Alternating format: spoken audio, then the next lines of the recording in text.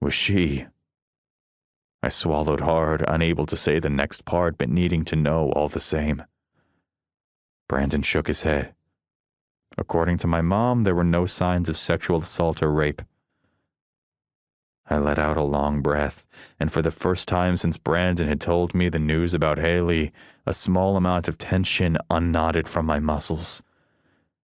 We didn't say much else as Brandon drove me to the hospital, mostly because I was exhausted from the combination of touring, last night's show, and then traveling hard since I boarded the plane in LA. Not once had I slept during the 2 flights. My mind constantly on Hailey. Just so you know, Brandon said, you can only stay at my place for 3 days. I lifted an eyebrow. What? I'm cramping your style? He snorted. Hardly. It's my roommate. Ah, the roommate from Nerdsville. He's a real stickler for rules, and my apartment will only let us have guests for up to 3 days. If he wasn't coming back on Wednesday, it wouldn't be an issue. They'd never know. That's okay. I'll find somewhere else to stay. You still have... His words fizzled up my glare.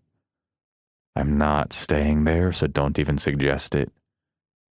You haven't even tried to sell it. I shrugged. End of discussion. Brandon pulled into the hospital parking lot 30 minutes later and took me to the ER, where his mom worked as a nurse. Hailey was in neurology, but he figured my best shot at seeing her would be through his mom.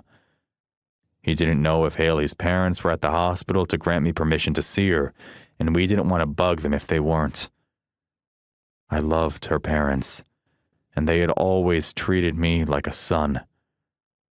But I didn't know what they thought about me after my father had exchanged his engineering career for the title of mass murderer. Maybe they wondered if I would turn out like him.